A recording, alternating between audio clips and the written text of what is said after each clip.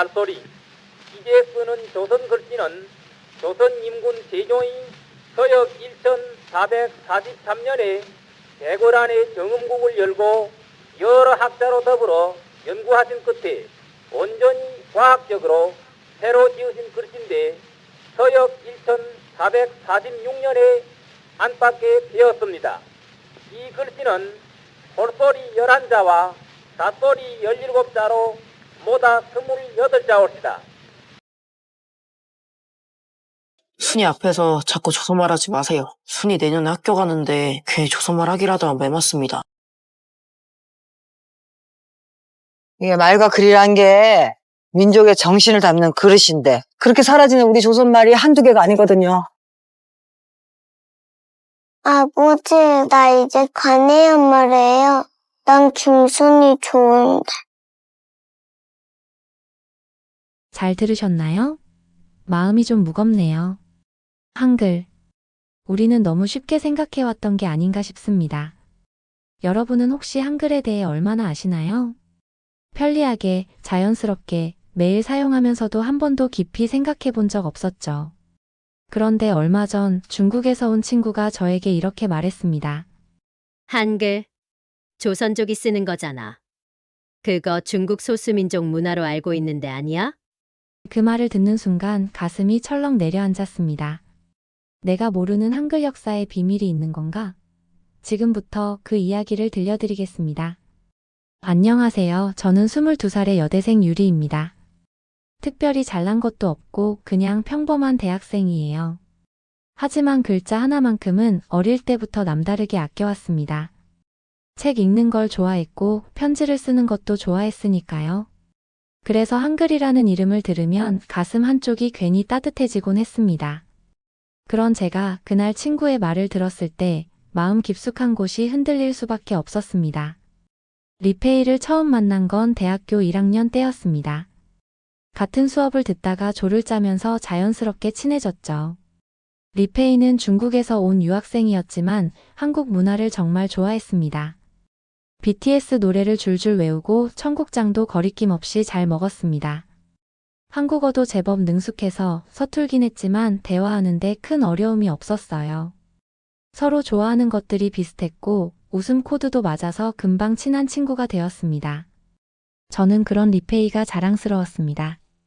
외국인 친구가 우리 문화를 이토록 사랑해준다는 게 참 고마웠거든요. 그런 리페이가 아무렇지 않게 그런 말을 꺼낼 줄은 몰랐습니다. 한글? 조선족이 쓰는 거잖아. 중국 문화 아니야? 처음엔 웃자고 한 말인 줄 알았죠. 하지만 리페이는 진지했습니다. 순간 가슴이 철렁했습니다. 주변 친구들은 웃어넘겼지만 저는 웃을 수 없었죠. 분명히 잘못된 말이라는 걸 알았지만 무엇이 어떻게 잘못됐는지 명확하게 설명할 수가 없었습니다. 그날 이후로 마음이 무거워졌어요. 내가 한글에 대해 제대로 알고 있는 걸까? 누군가 물으면 당당하게 답할 수 있을까? 혼자서 자꾸 생각이 꼬리를 물었습니다. 그래서 결심했습니다. 이 답답한 마음을 안고 제가 가장 믿는 분 할아버지를 찾아가 보기로 했어요. 할아버지는 제가 가장 존경하는 분입니다. 겉모습은 그저 평범한 시골 어르신 같지만 속은 누구보다 단단하고 뜨거운 분이죠.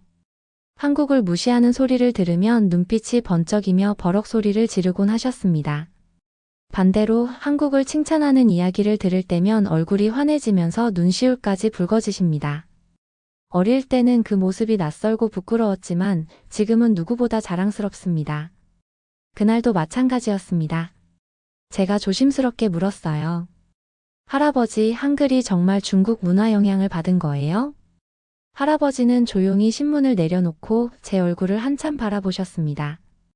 그리고 천천히 입을 열었습니다. 어디서 그런 헛소리를 들었느냐? 짧은 한마디였지만 그 안에는 단단한 확신이 담겨 있었죠. 할아버지는 의자에 깊숙이 기대어 앉으며 오래된 기억을 꺼내듯 이야기를 시작하셨습니다. 글 몰라 억울한 일을 당하는 백성들을 위해 세종대왕께서 새로운 글자를 만드신 거다. 짧지만 단단한 말이었습니다. 훈민정음, 누구나 쉽게 배우고 쓸 수 있도록 만든 글자.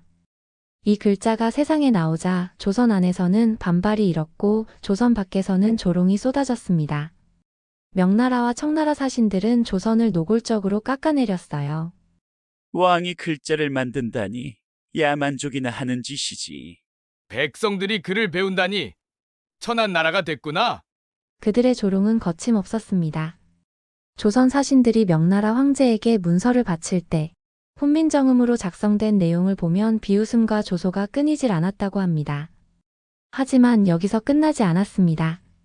처음에는 무시하고 비웃던 명나라 조정이었지만 훈민정음의 구조와 원리를 조금씩 알아가면서 태도가 바뀌기 시작했죠. 이 글자는 단순한 야만족의 낙서가 아니다. 당시 명나라 학자들은 훈민정음의 과학적 체계에 놀랐고 황제에게 보고서를 올렸다고 합니다. 훈민정음은 소리의 원리를 본떠 체계적으로 만들어졌고 단순히 감으로 쓴 글자가 아니라 철저한 연구와 논리에 기반한 문자라는 사실을 그들도 인정할 수밖에 없었어요. 조선 왕조실록 속 기록에 따르면 명나라에서는 훈민정음의 제작 과정을 조사하라고 직접 명령까지 내렸다고 전해집니다.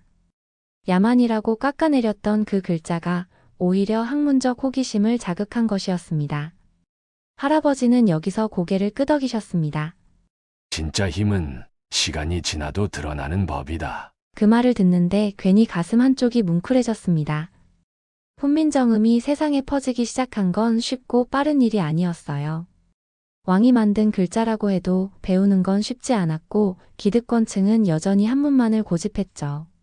하지만 조용히 아주 천천히 백성들 사이에 작은 변화가 일어나기 시작했어요. 그를 모르는 탓에 억울한 일을 당해도 그저 눈물만 삼켜야 했던 사람들이 한 글자 한 글자 자신의 억울함을 써내려가기 시작한 거예요. 시장에서는 장사꾼들이 값을 속이지 못하도록 가격을 글로 써붙이기 시작했고 서당에서는 아이들이 종이에 꾹꾹 이름을 적으며 자신의 존재를 세상에 새기기 시작했습니다. 글자가 생긴다는 건 그저 편해지는 문제가 아니었어요. 존엄이 생기고 자존심이 생기고 세상에 자신의 목소리를 남길 수 있는 권리가 생긴다는 뜻이었죠. 어떤 농부는 땅을 빼앗긴 억울함을 처음으로 글로 써서 관청에 호소할 수 있었고 어떤 어머니는 먼 타지에 있는 아들에게 처음으로 편지를 쓸 수 있었어요. 몸 건강히 있어라. 어미는 늘 기도한다. 짧은 문장이었지만 그 안에는 백성들의 눈물과 희망이 고스란히 담겨 있었죠. 할아버지는 이야기하면서 가끔 숨을 고르셨어요.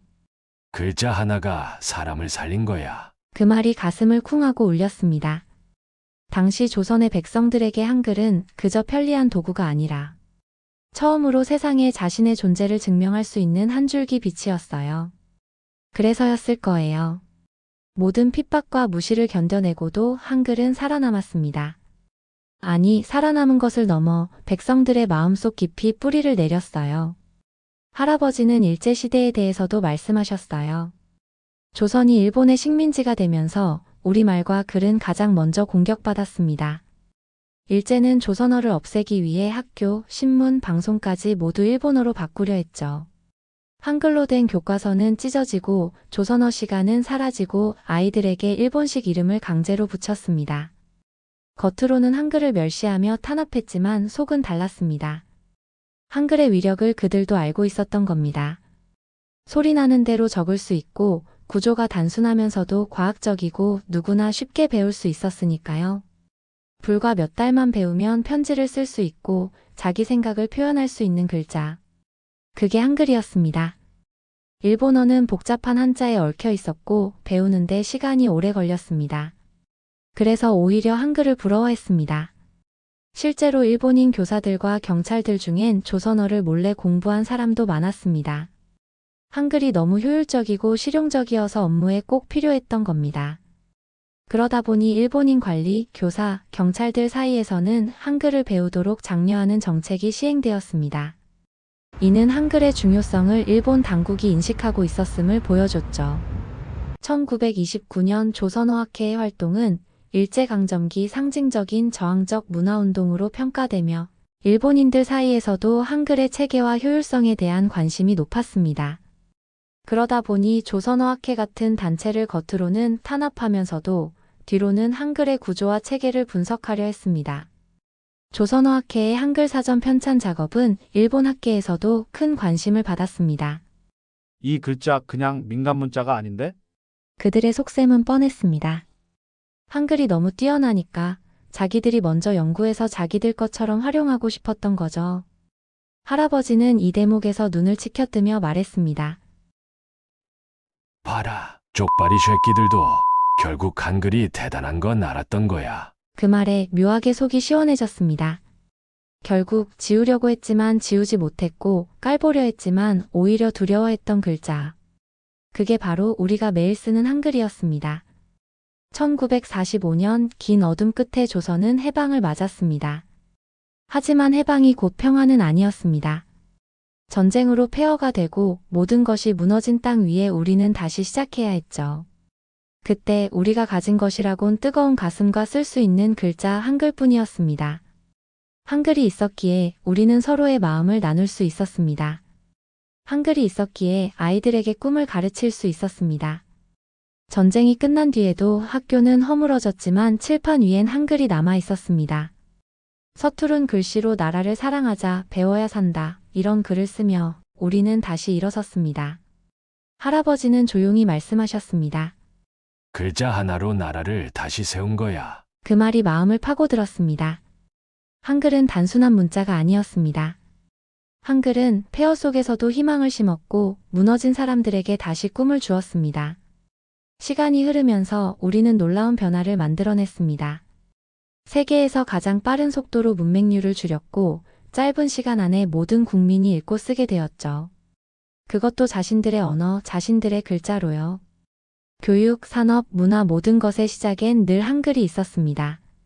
오늘날 한국은 세계가 주목하는 나라가 되었죠.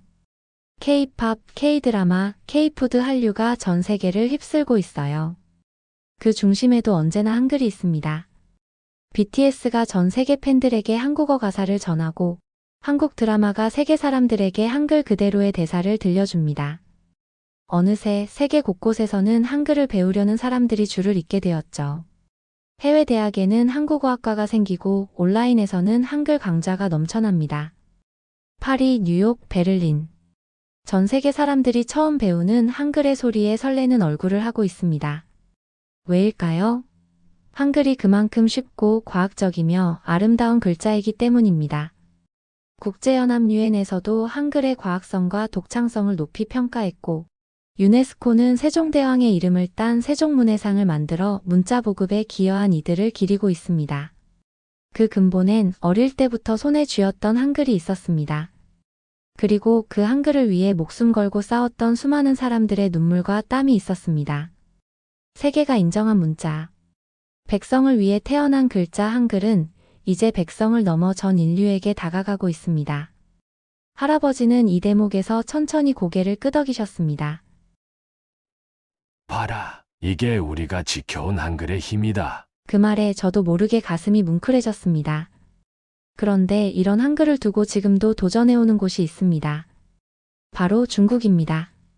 중국은 고구려, 발해만이 아니라 심지어 한글까지 자기들 문화라고 우기기 시작했습니다. 조선족이 쓰던 문자다. 중국 소수민족 문화의 일부다.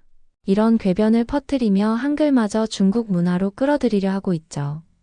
실제로 훈민정음 해례본이 유네스코 세계기록 유산에 등재될 때도 중국은 은근히 반발하며 자신들의 입장을 내세우려 했습니다. 세계 곳곳에서는 한글은 중국 기원이라는 어이없는 오해가 생기기도 했습니다. 이것이 바로 지금 우리가 싸워야 하는 이유입니다. 한글은 조선의 왕이 백성을 위해 직접 만든 글자입니다. 누구의 것도 아니고 흉내도 아니고 우리 스스로 만들어낸 세상 어디에도 없는 글자입니다. 할아버지는 단호하게 말했습니다. 한 번 빼앗겼던 역사는 두 번 다시 넘겨줄 수 없다. 그 말이 가슴 깊숙이 꽂혔습니다. 우리가 한글을 사랑하고 지키고 자랑스러워해야 하는 이유. 그것은 단순한 추억이 아니라 지금도 이어지는 우리의 살아있는 역사이기 때문입니다. 며칠 뒤 리페이를 다시 만났습니다. 도서관 앞 카페 늘 앉던 그 자리에서요. 리페이는 아무렇지 않게 웃으며 저를 반겼습니다. 저는 조심스럽게 말을 꺼냈습니다. 리페이, 저번에 한글이 조선족 문화라고 했던 거 기억나? 리페이는 머쓱하게 웃으며 고개를 끄덕였습니다. 저는 천천히 말을 이어갔습니다. 한글은 말이야, 조선의 세종대왕이 백성을 위해 직접 만든 글자야. 중국도 처음엔 우습게 봤지만 나중에는 그 과학성과 체계에 놀라서 연구하라고까지 했던 글자야. 리페이의 눈이 커졌습니다. 저는 차분하게 덧붙였습니다. 일제강점기 때 일본도 한글을 없애려 했지만 몰래 한글의 체계와 힘을 인정하고 연구하려고 했어. 왜냐하면 한글이 너무 뛰어나서였지. 리페이는 조심스럽게 물었습니다. 정말? 그렇게 특별한 거야? 저는 부드럽게 웃었습니다. 응. 한글은 그냥 글자가 아니야. 백성이 목숨을 걸고 지켜낸 거고 우리가 오늘까지 살아 숨쉬는 이유야. 리페이는 아무 말 없이 저를 바라봤습니다. 조금 쑥스러웠지만 저는 마지막 말을 꾹꾹 눌러 담았습니다. 그러니까 누구의 것도 아니고 흉내낸 것도 아니고 우리 조선이 우리 스스로 만든 진짜 세상의 보물인 거야. 리페이는 잠시 고개를 숙였습니다.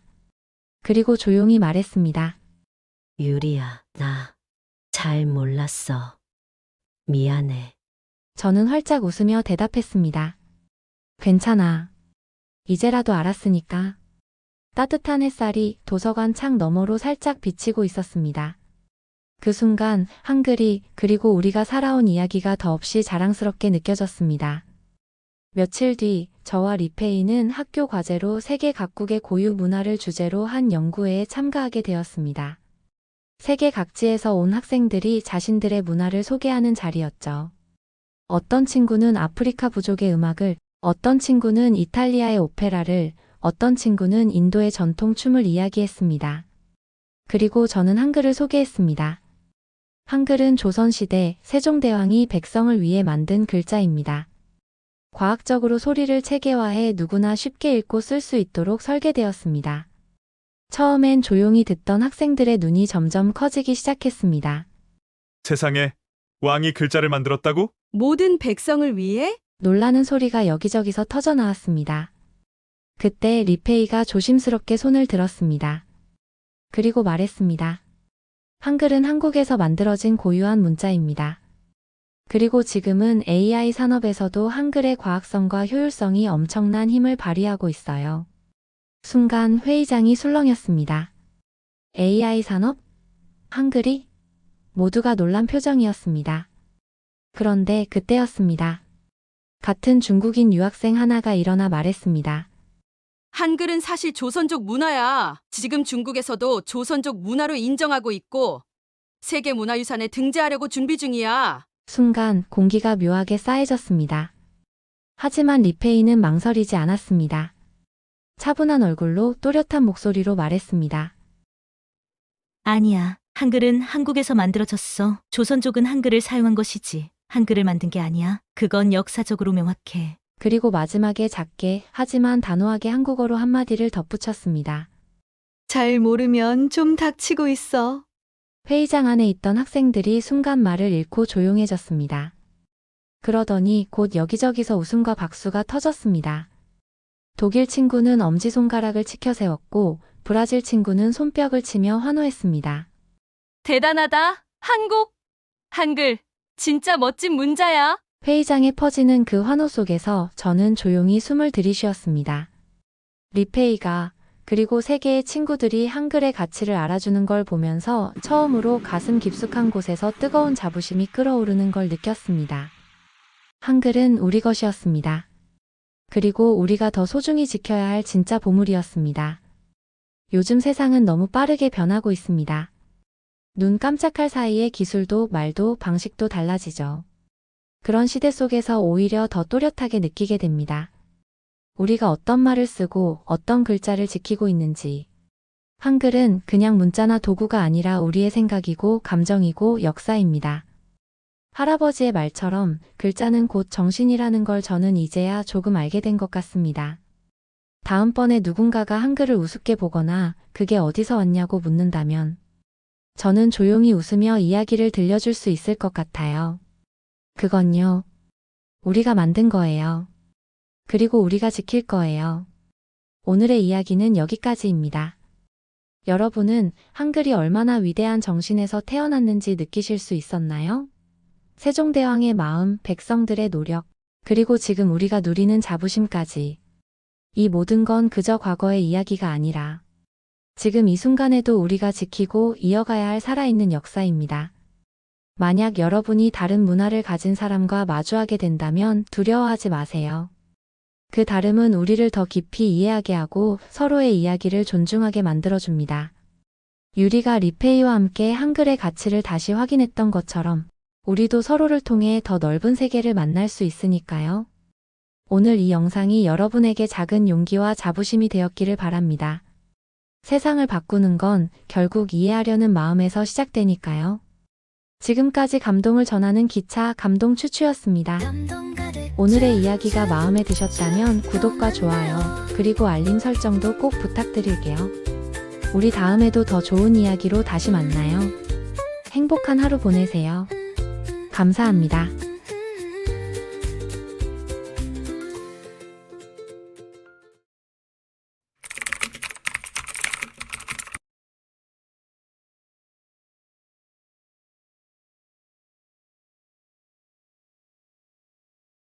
세계 군사사에서 작은 나라가 강대국에 둘러싸여 수천 년간 생존하는 것은 불가능합니다. 그것이 지정하게 냉엄한 법칙입니다. 런던 왕립군사전략연구소에서 열린 국제 컨퍼런스. 제 목소리가 300석 규모의 강당에 울려 퍼졌습니다. 세계 각국의 군사 전문가들과 역사학자들이 저의 강대국의 전쟁 전략 발표를 경청하고 있었습니다. 역사적으로 소국은 생존을 위해 항상 강대국 중 하나에 의존해왔습니다. 그것이 국제관계의 불변의 법칙입니다. 그때였습니다. 맨 앞줄에서 한 젊은이가 손을 들었습니다. 20대 중반으로 보이는 동양계 젊은이였죠. 교수님, 질문이 있습니다. 그의 목소리는 또렷했습니다. 그렇다면 한국이 중국, 일본, 러시아 같은 초강대국들 사이에서 5천년간 민족의 혈통과 정체성을 독자적으로 지켜온 것은 어떻게 설명하시겠습니까? 순간 강당이 조용해졌습니다. 제가 30년간 연구해온 군사이론이 정면으로 도전받는 순간이었습니다. 저는 말문이 막혔습니다. 그 젊은이의 질문이 맞았기 때문입니다.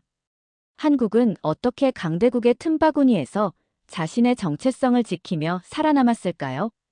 그날 제 학문적 삶의 방향이 완전히 바뀌게 될 줄은 꿈에도 몰랐습니다.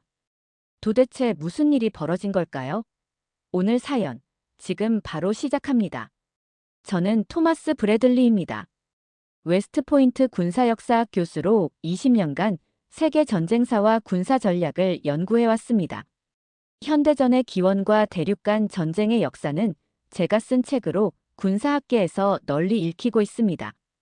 특히 메가 더 리더십상을 수상한 후 잊혀진 전쟁들, 서구가 간과한 동아시아 전쟁사라는 새 책을 준비하고 있었습니다. 그날 컨퍼런스가 끝난 후 그 젊은이가 저에게 다가왔습니다. 그는 자신을 데이비드 김이라고 소개했습니다. 하버드 대학교에서 국제관계학을 전공하는 대학원생이었죠. 브래들리 교수님, 정말 존경합니다. 당신의 책들은 모두 읽었어요. 제 질문이 무례하게 들렸다면 사과드립니다. 그의 진심 어린 태도에 마음이 누그러졌습니다. 아니요, 좋은 질문이었습니다. 솔직히 답을 하지 못했군요. 데이비드는 잠시 망설이더니 말했습니다. 교수님, 사실 저는 개인적인 이유로 이 질문을 드렸습니다. 제 할아버지는 한국 전쟁 당시 16살 소년이었어요. 전쟁 중 가족을 모두 잃고 미군의 도움으로 미국에 오셨죠. 할아버지는 제게 항상 한국의 역사에 대해 이야기해 주셨습니다. 그의 눈에서 특별한 감정이 느껴졌습니다. 할아버지는 제게 늘 말씀하셨어요. 우리 민족은 5천년간 끊임없이 침략을 당했지만 한 번도 우리의 핏줄과 정신을 잃은 적이 없다고요. 어릴 때는 그저 노인의 자랑으로만 들었는데 대학에서 역사를 공부하면서 깨달았습니다. 할아버지의 말씀이 학문적으로도 굉장히 흥미로운 사례라는 것을요. 저는 호기심이 생겼습니다. 당신의 할아버지께서는 아직 살아계신가요? 네, 서울 근처에 살고 계세요. 한국 전쟁 70주년이 되던 해에 고향으로 돌아가셨어요. 지금 91세이시지만 아직도 정정하십니다. 그때 데이비드가 가방에서 낡은 사진첩을 꺼냈습니다. 이건 할아버지가 제게 주신 거예요. 안에는 할아버지가 간직해오신 소중한 것들이 있습니다. 사진첩을 펼치자 낡은 흑백 사진들이 보였습니다. 한국 전쟁 시기의 모습들이었죠. 그리고 놀랍게도 그 안에는 더글러스 맥아더 장군의 친필 메모가 있었습니다. 이건 진짜입니까? 저는 놀라서 물었습니다. 네, 할아버지의 큰아버지가 한국 전쟁 때 미군 부대에서 통역 장교로 일하셨어요. 영어를 할 수 있는 한국인이 드물던 시절이었죠. 그때 맥아더 장군을 직접 만났고 이 메모를 받으셨다고 합니다. 큰아버지는 인천 상륙작전 직후 전사하셨고 그의 유품이 할아버지에게 전해졌어요.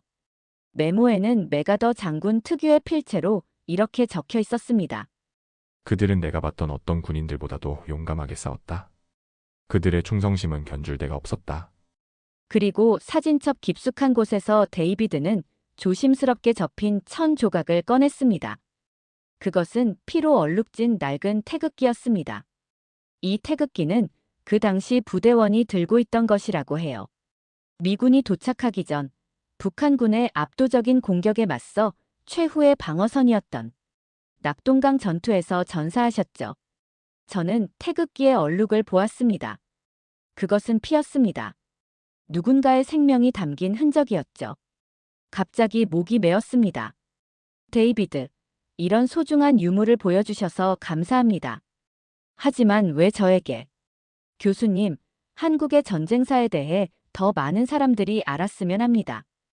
특히 당신 같은 저명한 학자가 관심을 가져주신다면. 그는 잠시 말을 멈추고 이어 말했습니다. 할아버지는 늘 말씀하셨어요. 세계가 한국의 역사를 모르는 한 우리는 영원히 작은 나라로만 남을 것이라고요. 데이비드는 명함을 건넸습니다. 혹시 관심이 있으시다면 할아버지를 만나보시는 게 어떨까요? 다음 달에 저도 방학을 맞아 한국에 갑니다. 할아버지께서 직접 한국의 여러 전쟁 유적지를 안내해드릴 수 있을 거예요. 그날 밤 호텔방으로 돌아와 저는 잠을 이룰 수 없었습니다. 맥아더의 메모와 피로 얼룩진 태극기의 이미지가 머릿속에서 떠나지 않았습니다. 제 학문적 양심이 흔들렸습니다. 만약 한국의 전쟁사에 대해 제가 이렇게 무지하다면 제가 그토록 확신했던 다른 이론들은 어떨까요? 다음 날 저는 데이비드에게 이메일을 보냈습니다. 한국 방문을 결정했다고 알리는 내용이었죠. 웨스트포인트에 연구 휴가를 신청했고 데이비드의 도움으로 한 달 후 저는 인천공항에 발을 딛고 있었습니다. 서울에 도착했을 때 첫 인상은 솔직히 혼란스러웠습니다. 현대적인 고층 빌딩 숲과 수천 년의 역사를 간직한 고궁이 공존하는 도시 풍경은 제가 상상했던 한국의 모습이 아니었거든요. 이렇게 발전한 나라가 어떻게 작은 나라라는 프레임에 갇혀 있었을까? 의문이 들었습니다. 데이비드는 서울 근교의 작은 마을에 있는 그의 할아버지 집으로 저를 안내했습니다. 김정호 할아버지는 전통 한옥에 살고 계셨습니다. 91세의 나이에도 불구하고 그의 눈빛은 또렷했고 걸음걸이도 힘이 넘쳤습니다. 미국에서 온 교수님을 만나게 되어 영광입니다. 할아버지는 유창한 영어로 말씀하셨습니다. 오래전에 미국에서 살았거든요. 데이비드가 당신에 대해 많이 이야기했습니다. 할아버지는 우리에게 차를 대접하시며 말씀을 이어가셨습니다. 브래들리 교수, 한국의 전쟁사에 관심을 갖게 된 이유가 무엇인가요? 저는 솔직하게 답했습니다. 사실, 선생님의 손자가 제 강연에서 던진 질문으로 시작됐습니다. 한국이 어떻게 강대국들 사이에서 수천 년간 정체성을 유지할 수 있었는지. 솔직히 말해서 저는 답을 찾지 못했습니다. 할아버지는 미소를 지으셨습니다. 많은 사람들이 그 질문에 답하지 못합니다. 우리 역사는 수많은 침략과 고난의 연속이었지만 우리는 결코 우리의 혼과 피를 포기하지 않았습니다. 내일부터 제가 그 비밀을 보여드리겠습니다. 다음 날 아침, 우리는 할아버지의 오래된 차를 타고 강화도로 향했습니다. 차 안에서 할아버지는 13세기 몽골 침략기에 관한 이야기를 들려주셨습니다. 고려시대 몽골은 세계를 정복한 초강 대국이었습니다. 유럽의 헝가리나 폴란드 같은 나라들은 한 번의 전투로 무너졌죠. 하지만 고려는 30년간 저항했습니다. 저는 의아했습니다. 어떻게 그것이 가능했죠? 몽골의 기마군단은 당대 최강의 군사력이었는데 그걸 알아보러 가는 중입니다. 김할아버지의 눈이 반짝였습니다. 강화도에 도착해 돌로 쌓은 고려시대 성곽 앞에 섰을 때 처음에는 실망스러웠습니다. 유럽의 거대한 성과 비교하면 소박해 보였거든요. 이게 몽골 제국을 막아낸 방어선입니까? 의심이 가득한 목소리로 물었습니다.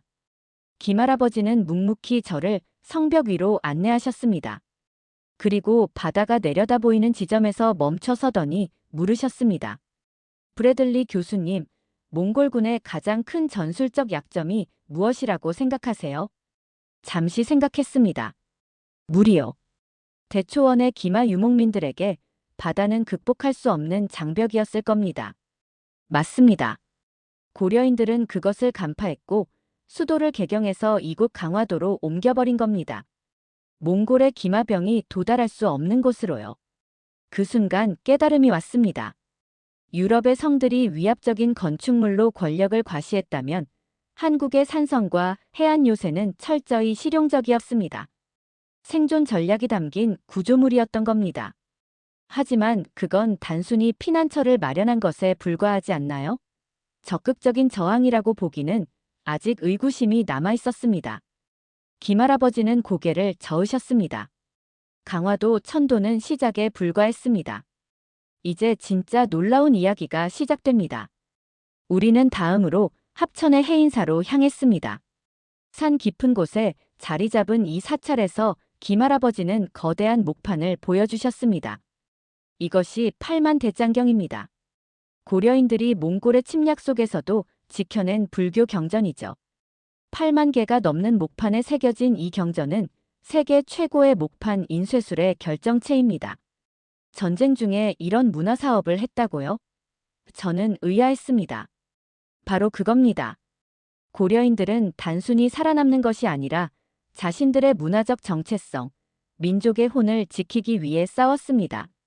몽골이 고려의 땅을 점령할 수는 있어도 고려인의 정신과 피까지 지배할 수는 없다는 선언이었습니다. 그 말은 제 가슴을 울렸습니다. 한국인들에게 전쟁은 단순한 영토 분쟁이 아니라 민족 정체성과 혈통의 수호였던 겁니다. 다음 날, 우리는 경상도 진주성을 찾았습니다. 임진왜란 당시 치열한 전투가 벌어진 곳이었죠. 이 성에서 벌어진 전투는 유럽 전쟁사에서 상상할 수 없는 일이었습니다. 김할아버지가 설명하셨습니다. 3,800명의 조선군이 3만 명이 넘는 일본군을 상대로 싸웠습니다. 그렇다면 참혹한 패배였겠군요. 저는 말했습니다.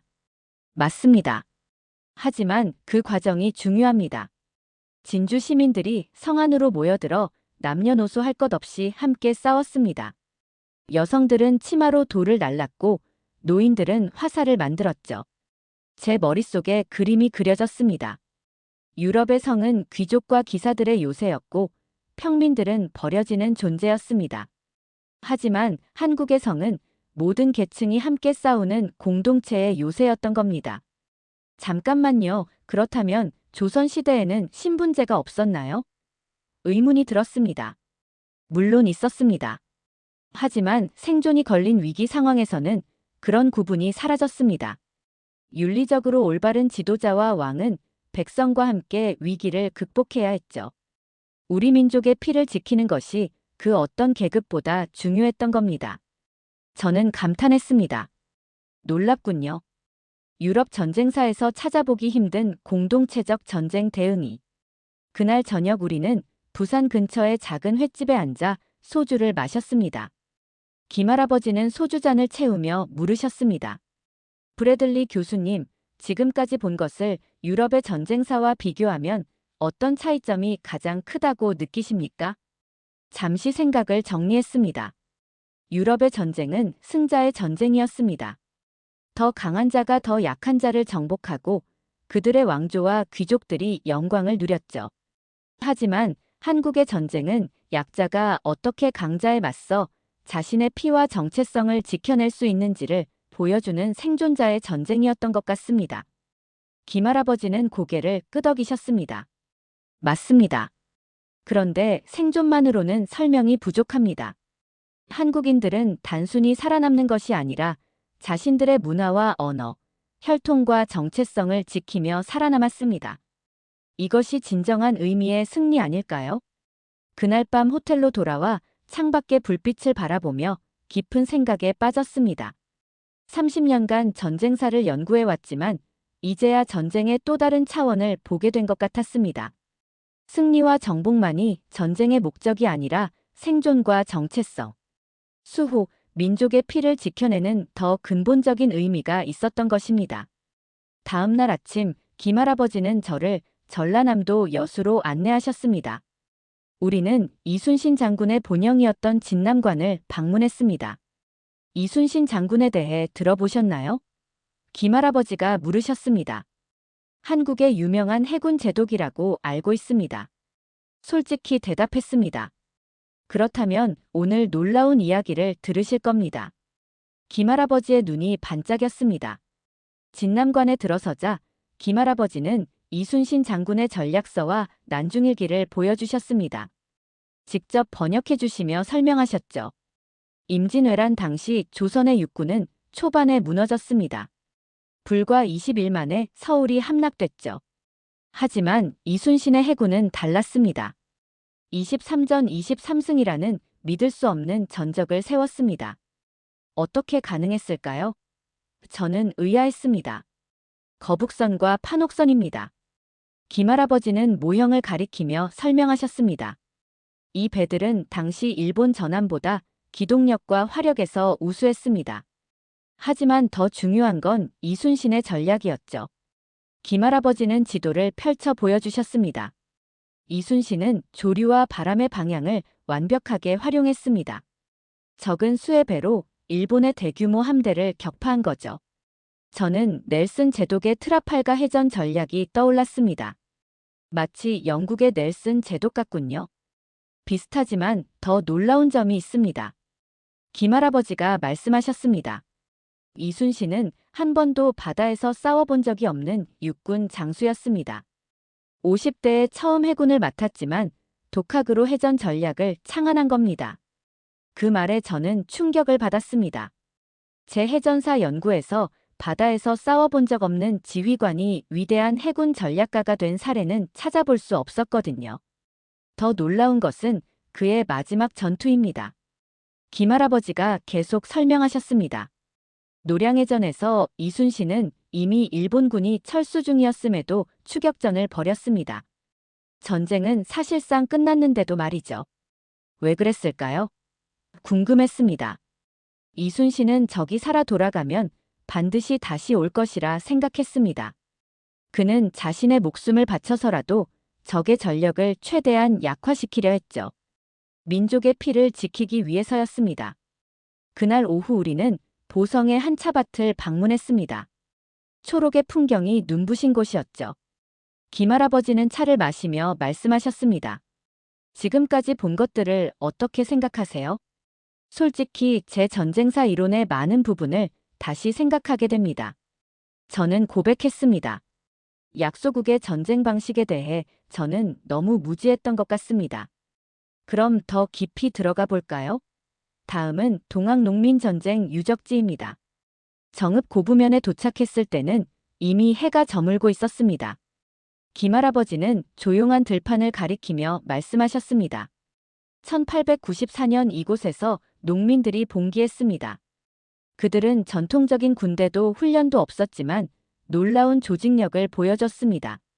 농민 반란은 유럽에서도 흔했습니다. 대부분 실패로 끝났죠. 저는 말했습니다. 동학농민군은 달랐습니다. 그들은 보국안민의 구호를 내걸고 단순한 반란이 아닌 나라를 구하는 전쟁을 치렀습니다. 그들은 당시 조선 정부군을 여러 차례 격파했고요. 근처 마을에 도착했을 때 우리는 한 할아버지를 만났습니다.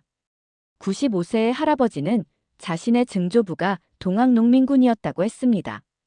우리 증조 할아버지는 민중이 주인 되는 세상을 꿈꿨다고 해요. 지금 보면 그게 민주주의였던 거죠. 할아버지의 눈에는 자부심이 넘쳤습니다. 그 말에 깊은 인상을 받았습니다. 유럽 전쟁사에서 민중의 전쟁은 주로 지배계급에 의해 동원된 것이었습니다. 하지만 한국에서는 민중 스스로가 주체가 되어 자신들의 이상을 위해 싸웠던 것입니다. 다음 날 우리는 파주의 비무장지대를 방문했습니다. 남북한이 대치하고 있는 이 긴장된 공간에서 한국 전쟁의 상흔을 느낄 수 있었습니다. 한국 전쟁은 어떻게 이해하고 계신가요? 김할아버지가 물으셨습니다. 냉전시대 이데올로기 충돌의 산물이죠. 교과서적인 대답을 했습니다. 그렇게만 보면 한국인의 경험은 사라집니다. 한국인에게 그것은 또 하나의 생존 전쟁이었습니다. 3년간의 전쟁으로 국토는 폐허가 됐고 수백만 명이 죽었습니다. 전망대에서 북한 땅을 바라보며 김할아버지가 계속 말씀하셨습니다. 그런데 그 상흔에서 불과 60년 만에 한국은 세계 12위 경제대국이 됐습니다. 어떻게 이런 회복이 가능했을까요? 저는 답을 찾지 못했습니다.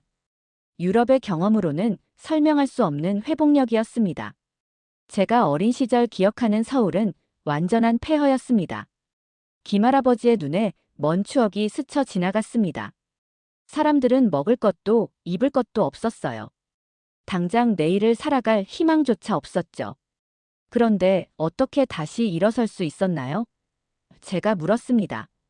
김할아버지는 잠시 침묵하시다가 대답하셨습니다. 우리는 선택이 없었어요. 살아남아야 했으니까. 그런데 단순히 살아남는 것이 아니라 다시는 그런 고통을 겪지 않기 위해 더 강해져야 했던 거죠. 데이비드가 덧붙였습니다. 할아버지께서 자주 말씀하시는 게 있어요. 한국인들은 폐허 속에서도 아이들을 학교에 보냈다고요. 배고픈 상태에서도 교육을 포기하지 않았대요. 그것이 한민족의 생존 전략이었습니다.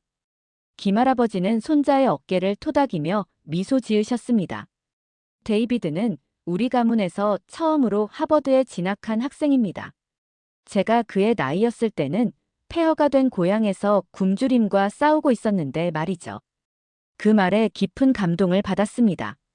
한 세대 만에 전쟁의 상흔에서 세계적 지식인을 배출하는 나라로 도약한 역사가 이 할아버지와 손자의 이야기에 담겨 있었습니다. 한국을 여행하며 보낸 2주간의 여정이 끝나갈 무렵 김할아버지는 저를 서울의 남산타워로 안내하셨습니다. 도시 전체를 내려다보며 김할아버지와 깊은 대화를 나눴습니다. 브래들리 교수님, 이제 우리 질문에 대한 답을 찾으셨나요? 한국이 어떻게 강대국 사이에서 살아남았는지 말이죠. 머릿속에 지난 2주간의 경험이 스쳐 지나갔습니다. 강화도의 성벽 해인사의 8만 대장경, 이순신의 전략, 농민군의 투쟁, 그리고 현대 한국의 놀라운 회복력까지. 한국인들에게 전쟁은 선택이 아니라 생존의 문제였군요. 그래서 모든 전쟁을 생존의 관점에서 접근했고 단순히 이기는 것이 아니라 살아남는 법을 연구했던 거죠. 김할아버지는 미소를 지으셨습니다. 그렇습니다. 하지만 그게 전부는 아닙니다. 우리는 단순히 살아남는 것이 아니라 우리 자신으로 살아남았습니다. 우리의 언어, 문화, 정체성을 지키며 살아남은 거죠.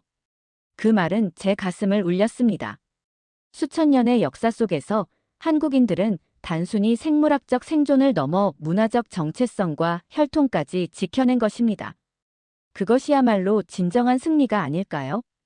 김할아버지는 가방에서 오래된 책 한 권을 꺼내셨습니다. 이것은 제가 젊었을 때 미국에서 살면서 기록했던 일기입니다. 한국의 역사와 전쟁에 대한 저의 생각도 담겨 있죠. 교수님께 드리고 싶습니다. 저는 감동했습니다. 정말 제게 주시는 겁니까? 이건 너무 소중한 물건인데. 데이비드가 말했습니다. 당신은 우리 역사를 세계에 알릴 사람이라고요. 이 책이 도움이 될 겁니다. 그 순간 제 머릿속에서 한 문장이 떠올랐습니다. 약자의 전쟁학 한국 전쟁사에서 배우는 생존의 지혜. 새 책의 제목이었습니다. 웨스트포인트로 돌아온 저는 즉시 새 책을 집필하기 시작했습니다. 김할아버지의 일기와 제가 한국에서 보고 느낀 모든 것을 담아냈죠. 특히 1940부터 1960년대 세대의 희생과 공헌에 큰 비중을 할애했습니다. 한국 전쟁 직후 젊은 시절을 보낸 그들은 오늘날 한국의 번영을 가능케 한 주역이었으니까요. 집필 과정에서 김할아버지와 지속적으로 이메일을 주고받았습니다. 그는 자신의 어린 시절 기억과 부모님 세대의 이야기를 더 보내주셨습니다.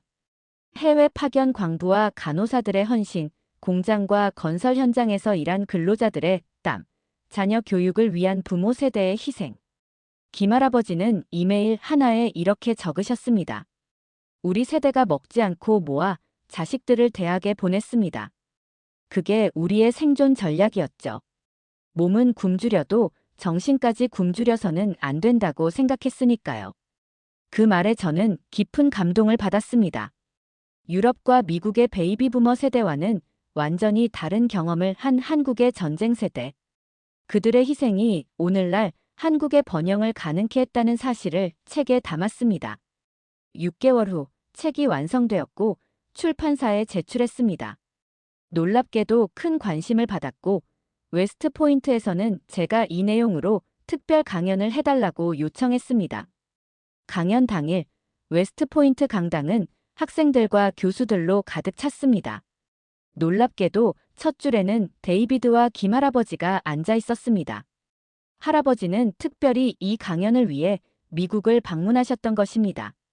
오늘부터 우리는 전쟁사의 다른 얼굴을 볼 것입니다. 제가 강단에 서서 말했습니다.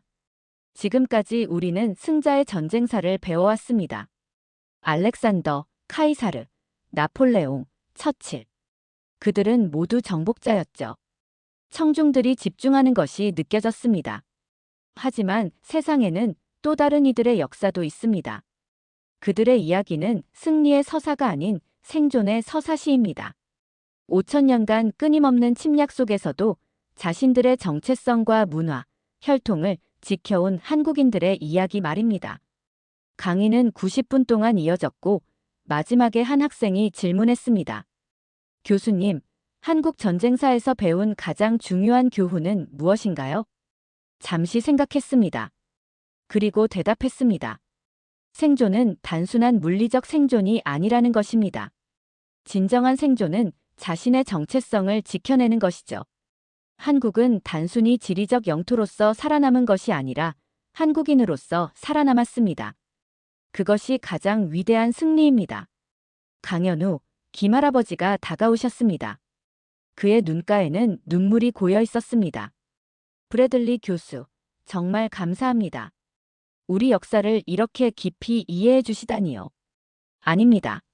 제가 감사드려야 합니다. 진심으로 말했습니다. 저는 단지 승자의 역사만 알고 있었습니다. 하지만 이제 생존자의 역사도 알게 됐습니다. 그것은 제 학문적 세계를 완전히 바꿔놓았습니다. 그날 밤 호텔 창문을 통해 뉴욕의 밤하늘을 바라보았습니다. 한국 방문 이후 제 삶과 학문은 완전히 달라졌습니다.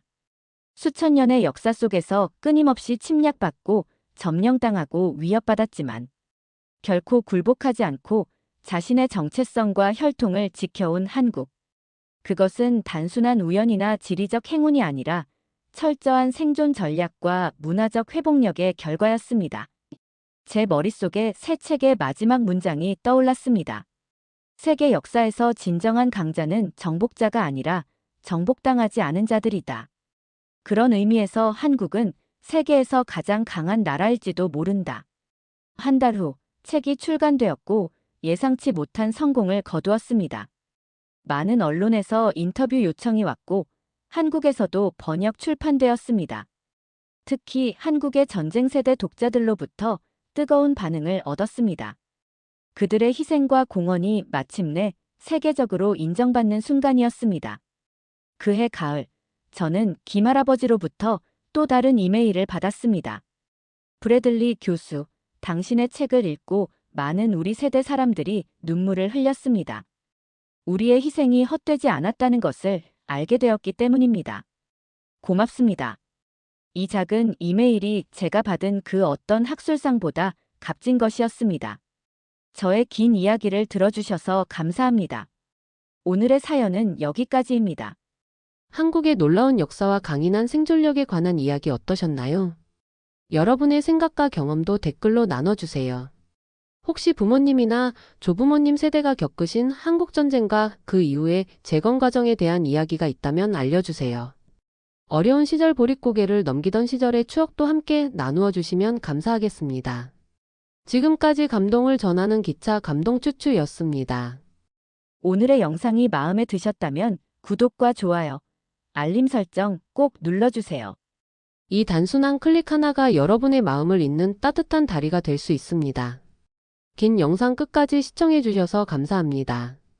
오늘도 행복한 하루 보내세요.